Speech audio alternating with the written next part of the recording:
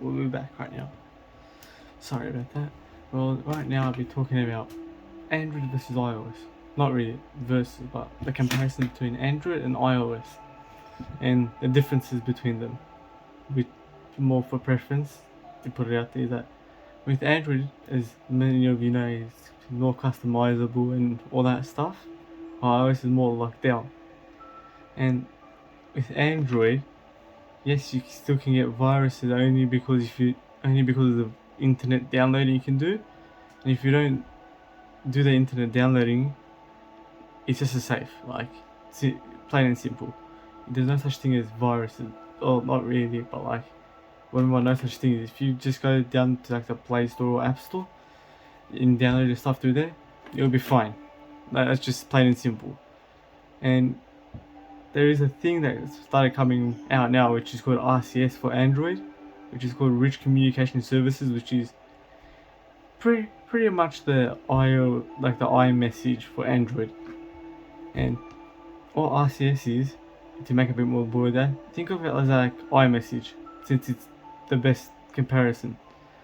And when you do that, you have, instead of being locked down, just say from like iMessage is only locked down to Apple devices, RCS is just more open. Where it's like, since I've got a Samsung, I can message someone through on a Google device or any other Android device with the RCS.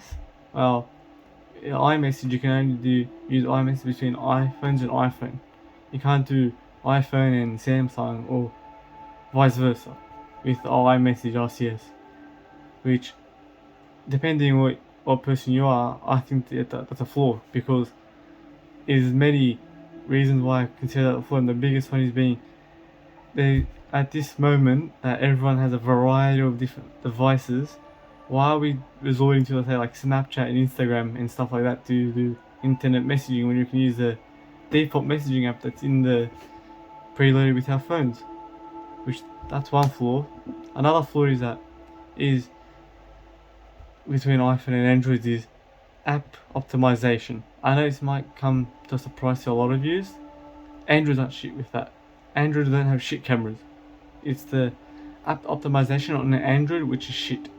Because instead of like iPhones, how they release 3-4 phones a year, maybe 5 if you stretch it, but 3 to 4 phones a year.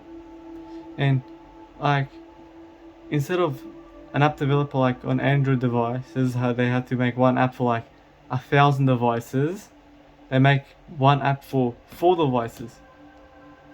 Which is, you can see how this is going, but like when you have an Android device, you're limited to what the app is allowing you to use, not what the hardware is allowing you, if that makes sense. Is that a lot of people think, oh, Android shit because it's shit cameras. It's not the camera that's shit on Snapchat. It's the Snapchat that's shit with the camera, if that makes sense. Which a lot of people won't understand, that when you have make software for thousands of devices, it's harder for you to optimize for the camera. You gotta optimize for everything, because you can buy an Android device like $200 that has very bad hardware and stuff, while on iPhones they're just basically the same. While on an Android device you have $2,000 amazingly good cameras with S21 Ultra and whatnot, and you got the shit phones which are like $300-400, and they've got like shit CPUs, shit cameras, shit everything. Which is, you guys can put one and one together. It's not the phone that's bad, it's the app that's optimized with the phone which is bad.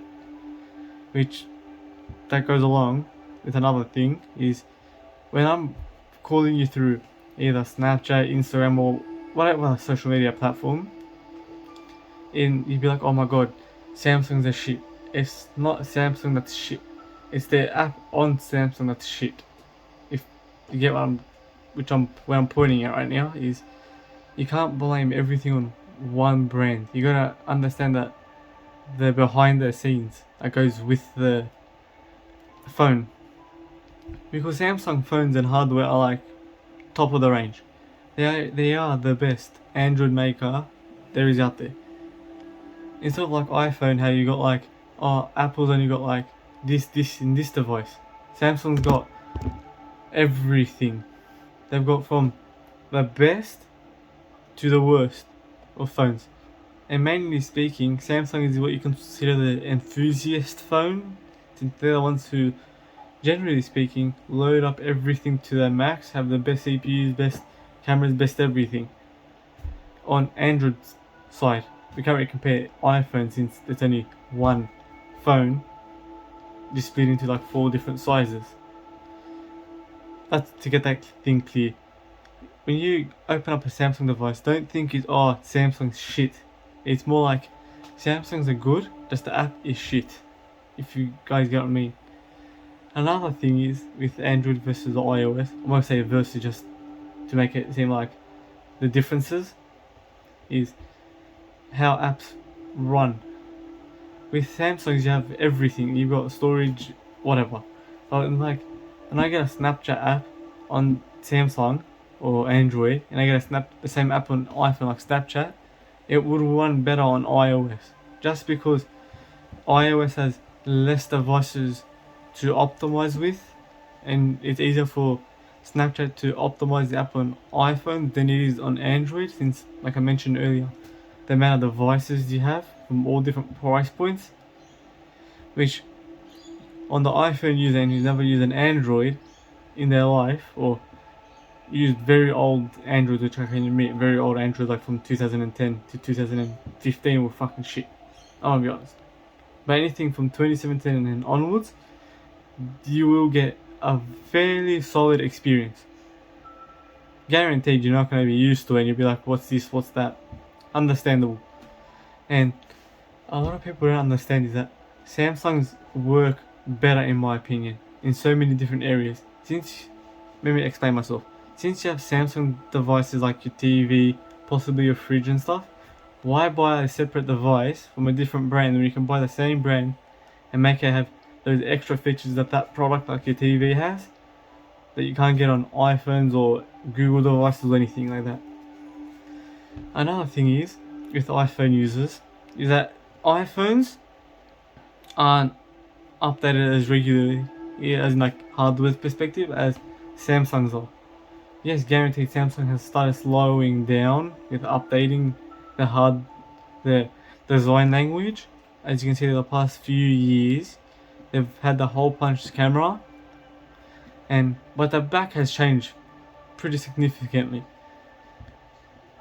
Which, some people will be like, that's good, some people say that's bad. But at least, if you look at it this way, Samsung's improving their hardware now, bit by bit. The fingerprint scanner, the display. No doubt about it, Samsung has the best displays on phones. If you're looking for the best display, go Samsung. Just plain and simple, just go Samsung. You will not have a problem with it. Because Samsung makes their own screens, and generally speaking, Samsungs have the best consumer grade screens on the market. Plain and simple. If you don't believe me, Google it. Another thing is, with iPhone users, they're more not iPhone users, I mean iPhone in general, they're slow to new things. Very slow. Like how pretty much everything has adopted USB-C, iPhones are stuck with Lightning. And if you see where the flaw is, that if I'm buying, say, a mouse, headphones, whatever, and so on and so forth, and all USB-C, why should I carry an extra charger with my ecosystem just because my phone doesn't support the same charger as my laptop? You get my point? Not hating on iPhones, just I generally think they're great phones, overall speaking. But why should I sacrifice all these small things just so I can have an iPhone? I don't think it's worth it. Just personal preference. I don't think it's worth to lose these smaller things just because iPhones are more optimized. I can lose a bit of optimization with apps and stuff if I can have everything linked up and it just will work.